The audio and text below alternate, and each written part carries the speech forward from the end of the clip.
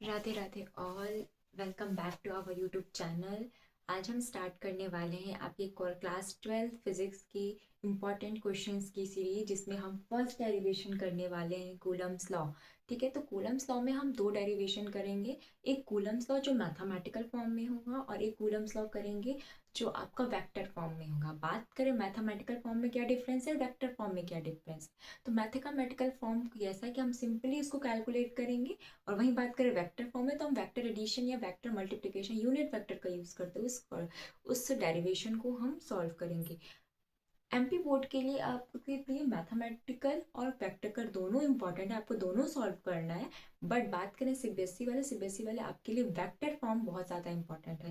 Because अगर आपको आएगा भी एग्जाम में सॉल्व करने के लिए डेरिवेशन, जो कि जनरली बहुत रेयर केस में आता है, डेरिवेशन आपको दिखने मिलते नहीं है, पर अगर मिलते हैं तो आपको ऐसे ही फॉर्म में मिलेंगे जो कि वेक्टर फॉर्म में होगा।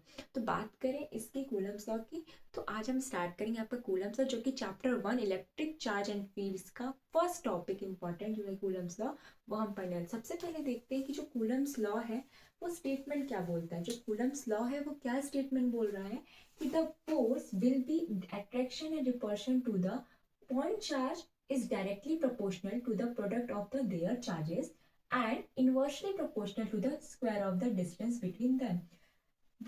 बात करें यहाँ पे तो देखो आपके पास एक पॉइंट चार्ज की बात की गई है। ठीक है, अब ये मैम फिर पॉइंट चार्ज होता क्या है।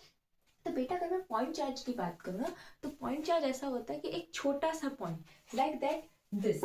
ठीक है, मैं आपको बात करूँ तो ये मुझे दिख रहा है, क्यों? क्योंकि मैं उसके एक सर्टेन डिस्टेंस पे बैठी हुई हूँ, सर्टेन डिस्टेंस से देख पा रही हूँ। लेकिन अगर मैं इसका थोड़ा और दूर जाऊंगी तो ये मेरे लिए नेलिजिबल हो जाएगा। तो डिस्टेंस की कंपैरिजन पे जो पॉइंट नेलिजिबल हो जाए, डिस्टेंस के कंपैरिजन पे जो पॉइंट चार्ज नेलिजिबल हो जाए, वो क्या होता है, आपका पॉइंट चार्ज होता है। जैसे मैं क्या हूँ, आपके लिए ह्यूमन हूँ, बट अगर एज कम्पेयर टू आप मेरे को विजिबल हो रही हूँ मैं आपके सामने, मतलब आप देख पा रहे हो मुझे, तो ठीक है। लेकिन एक एक डिस्टेंस तक आप ही देख पाओगे ना, आप मेरा डिस्टेंस जैसे जैसे दूर जाओगे मैं आपके लिए नेलिजिबल हो जाऊँ। तो मैं भी क्या करूंगी, डिस्टेंस के कंपेयर पे जो भी चार्ज नेलिजिबल हो जाए वो क्या कहलाता है बेटा, पॉइंट चार्ज। अब पॉइंट चार्ज छोटा सा भी हो सकता है, इतना बड़ा भी हो सकता है, इतना बड़ा भी हो सकता है। इतनी बात समझ में आई। अब बात करते हैं फिर से कूलम्स लॉ की। तो आपका जो कूलम्स लॉ कहता है कि दो पॉइंट चार्ज होगी। देखो ये है आपके पास Q1 एंड Q2। आपको पता है बहुत अच्छे से कि अगर कोई पॉइंट चार्जेस है, सॉरी, जैसे आपको पता है कि दो पॉइंट चार्जेस है Q1 and Q2। Q1 and Q2 में क्या है बेटा, आपके पास दो पॉइंट चार्ज, दोनों पॉजिटिव चार्जेस है। तो दोनों पॉजिटिव चार्जेस क्या होते हैं, एक दूसरे को क्या करते हैं, रिपल करते हैं। पर वहीं पे बात करें, दोनों अगर अपोजिट चार्जेस की बात करें तो वो क्या करते हैं, एक दूसरे को अट्रैक्ट करते हैं। तो बात करें पॉजिटिव चार्जेस की, तो यहाँ पे पॉजिटिव पॉजिटिव चार्ज है, इसलिए क्या करेंगे, दोनों एक दूसरे को रिपल करेंगे। कब, जब हम फोर्स लगाएंगे। अब मैंने क्या किया, Q1 से Q2 पे फोर्स लगाया, तो ये एक दूसरे को रिपल करे और क्या बना हमारे पास, F12 बना। ठीक है, वही बात करें Q2 से Q1 पे हमने फोर्स लगाया तो हमें क्या मिला, F21 मिला। और जो इनके बीच का जो डिस्टेंस था वो क्या हुआ, R हुआ। ठीक है, इनके बीच का जो डिस्टेंस था वो क्या हुआ, R हुआ। अब देखो जो आपका लॉ कहता है क्या है आपका, according to this law, according to this law क्या है, the force will be direction and repulsion. क्या हो रहा है यहाँ पे, repulsion to the point charge, to the point charge is directly proportional to the product of the their charges. मतलब आपके पास जो भी फोर्स है वो डायरेक्टली प्रोपोर्शनल हो जाएगा किसके, Q1 एंड Q2 के। ठीक है, जो फोर्स है वो डायरेक्टली प्रोपोर्शनल हो जाएगा Q1 एंड Q2। इसे इक्वेशन नंबर हम मान लेते हैं 1। वही बात करें, क्या लिखा नेक्स्ट पॉइंट, क्या बोला, and inversely proportional to the square of the distance between them. क्या है इनवर्सली प्रोपोर्शनल, ये आपका force. Next one, force is inversely proportional to 1 upon R square. This is the equation number 2। अब हम क्या करेंगे, इन दोनों इक्वेशन को कंबाइन करेंगे। Combine the equation 1 and 2। ठीक है, तो जो फोर्स होगा वो डायरेक्टली प्रोपोर्शनल हो जाएगा Q1 Q2 upon R square के। ठीक है, अब जब ये वाला डायरेक्टली प्रोपोर्शनल का साइन हम हटाते हैं, जब हम डायरेक्टली प्रोपोर्शनल का साइन हटाते हैं तो हमें एक क्या मिलता है, कांस्टेंट मिलता है। इस डायरेक्टली प्रोपोर्शनल का साइन हटाने पे हमें कांस्टेंट मिलता है, वो होता है K Q1 Q2 upon R square. इतना समझ में आई बात। अब देखिए इस, ये तो हमारा इक्वेशन नंबर हो जाएगा 3। अब यहाँ पे आप लिखोगे कि जो K है, where K is proportional constant. Okay, proportional constant. अब बात करें k की वैल्यू की, तो जो k की वैल्यू होती है बेटा वो न्यूमेरिकल वैल्यू होती है 9 into 10⁹ newton metre square upon में कूलम का स्क्वायर। ये चीज आपको पता होनी चाहिए। ठीक है, अब हम बात करते हैं ये जो k की वैल्यू को हम इसमें पुट कर देंगे, तो put the value in equation 3। ठीक है, एंड द एंड इस k की एक और वैल्यू होती है k equals to 1/4 pi epsilon naught. तो हम एक बार क्या करेंगे, ये वाली वैल्यू पुट करेंगे, एक बार ये वाली, पहले हम ये वाली वैल्यू पुट करते हैं। ठीक है, तो f equals to 1/4 pi epsilon naught into Q1 Q2 upon R square. फिर यहाँ पे f इक्वल्स टू क्या हो जाएगा 9 into 10⁻⁴ newton Q1 Q2 upon R square. ठीक है, अब बात करें ये फोर्स की जो यूनिट होती है वो क्या होती है, न्यूटन होती है। ठीक है, तो ये तो आपका इक्वेशन आ गया किसके लिए, फोर्स के लिए, जो कि आपका लॉ कहता है। ठीक है, अब बात करें यहाँ पे आपको एक टर्म मिल रही है, क्या मिल रही है टर्म, एप्सिलॉन नॉट। क्या मिल रही है आपको, एक एप्सिलॉन नॉट। ठीक है, तो मैम ये एप्सिलॉन नॉट क्या होता है बेटा, ये एप्सिलॉन नॉट ये होता है कि इसे हम कहते हैं फ्री स्पेस ऑफ परमिटिविटी। क्या कहते हैं इसे, एप्सिलॉन नॉट को फ्री स्पेस ऑफ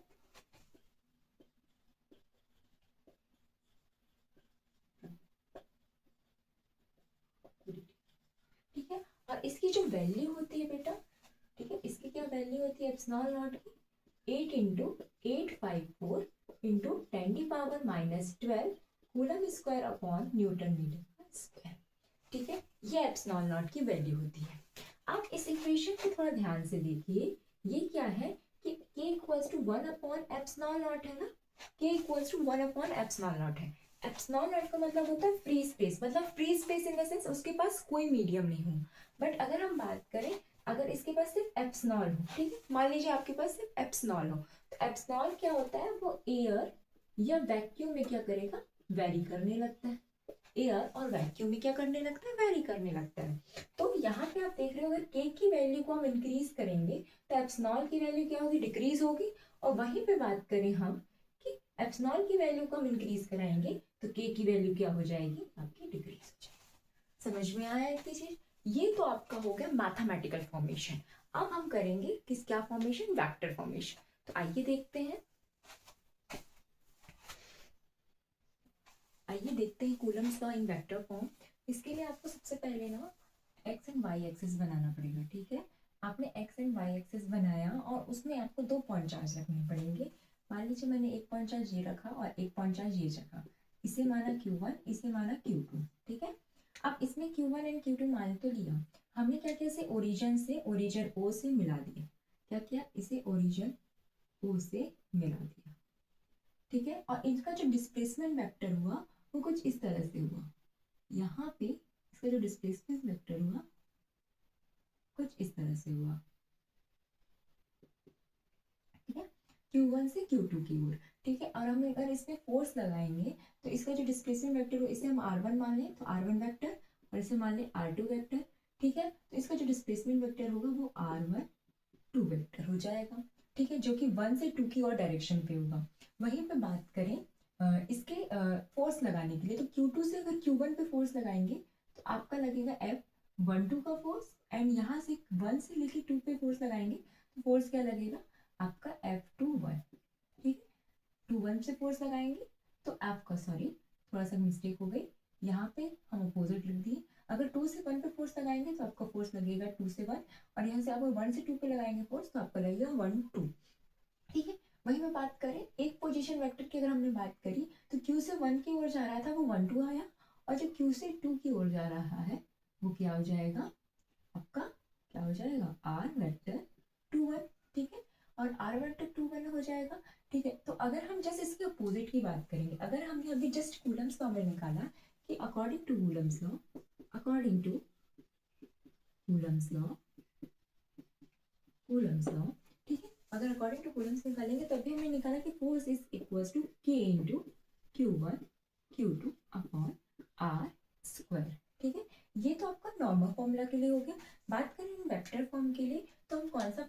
यूज करेंगे अगर हम 1 2 के लिए निकालें, ठीक है।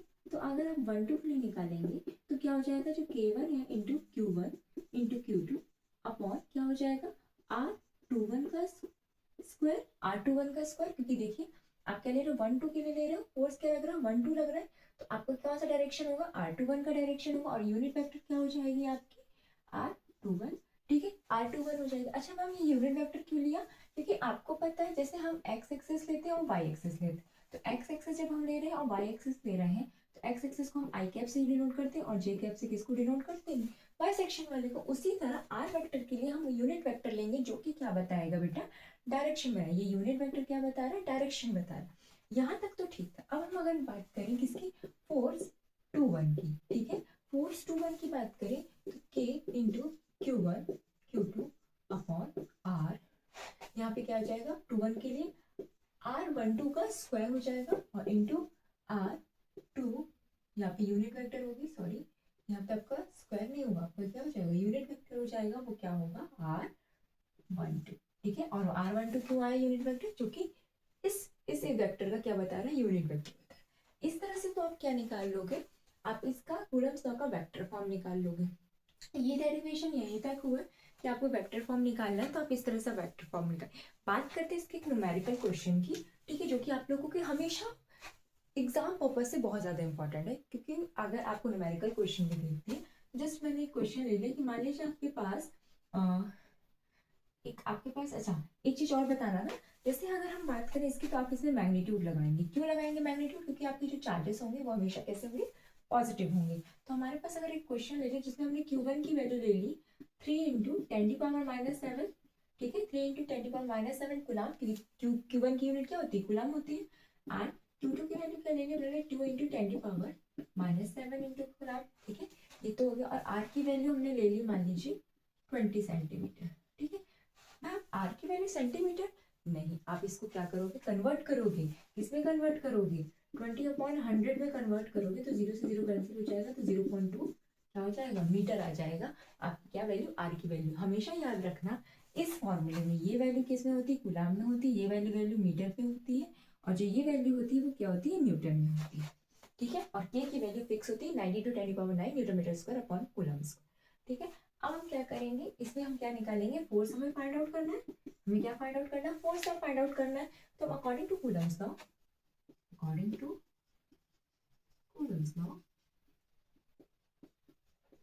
क्या करेंगे, वैल्यू पुट करेंगे। तो सबसे पहले तो फॉर्मूला लिखेंगे, F इक्वल्स टू क्या होता है, K into Q1 Q2 upon R square होता है, यही फॉर्मूला होता है।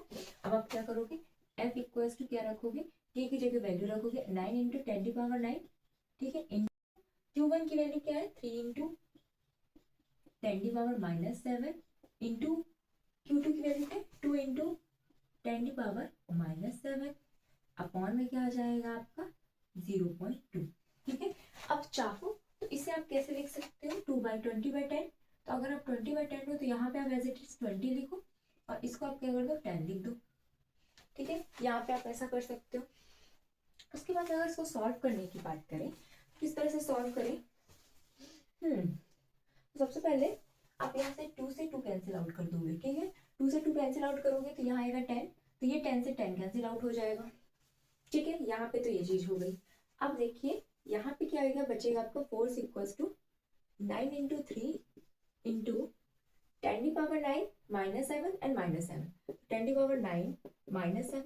एंड -7, तो क्या आ जाएगा आपका F इक्वल्स टू 27 इंटू 10 आ जाएगा आपका 9 - 14, तो जैसे आपका 14 से चला जाएगा, ये आपको क्या आ जाएगा, आंसर आ जाएगा 27 इंटू 10⁻⁻5 न्यूटन। तो इस तरह से आपके कूलम्स लॉ को हमने बहुत अच्छी तरीके से कवर किया। यहाँ पे आपकी ये वीडियो एंड होती है। आपका मोस्ट इंपॉर्टेंट क्वेश्चन जो है कूलम्स लॉ, जो कि आता है वेक्टर फॉर्म में भी आता है और नॉर्मल फॉर्म में भी आता है, आप दोनों को सॉल्व कर सकते हो। और दोनों के लिए अलग अलग डायग्राम, अगर आपको सेम वेक्टर फॉर्म के लिए आएगा तो आपको यही डायग्राम बनाना पड़ेगा, ठीक। और बात करें इसकी, तो आपको क्वेश्चन आएगा तो फिर इस तरह से आपको सॉल्व भी करना है। और आप एक काम करिएगा, फॉर्मूला जरूर रखिएगा, ठीक है। फॉर्मूला आपको रखना जरूरी है, इसलिए आपको फॉर्मूला रखना जरूरी है बिकॉज फॉर्मूला लिखने से अगर मान लीजिए आपका क्वेश्चन का आंसर गलत आ गया या कुछ भी होता है तो आपको फॉर्मूला के भी नंबर मिलते हैं आपको। तो आप फॉर्मूला ध्यान से रखेंगे, आप वैल्यू पुट करेंगे। अच्छा एक चीज़ और बोलते हैं, बहुत लोग बोलते हैं कि मैम हम वैल्यू क्यों आते हैं, ऑटोमेटिकली गिवन है रहता है। मान लो कभी दे ही दिया तो बोर्ड वाले का तो काम है देना, लेकिन अगर नहीं दिया फिर भी आपको याद होनी चाहिए यार। ये चीज़ नहीं होनी चाहिए मैम कि हम बोर्ड वाला तो देता है, बोर्ड वाला तो सब कुछ देता है, मतलब वही स्पून फीडिंग। मैम आप एक काम करो, खाना बना के भी दे दो और खाना मुंह के अंदर भी डाल दो। आप लोगों का वो हाल है, तो आप लोग वो हाल आप मत करिए। दिसंबर आ चुका है, आप लोग पेपर अपनी पढ़ाई करने स्टार्ट करिए। अभी देखिए आपकी इंपॉर्टेंट सीरीज स्टार्ट हो गई। अब मैम किस कंडीशन में आप लोगों को सभी को पता है, बताने की ज़रूरत नहीं है आप लोगों को। और यही कहेंगे कि अच्छे से पढ़ाई करो, best of luck and good luck. Next video में फिर से मिलते हैं। राधे राधे।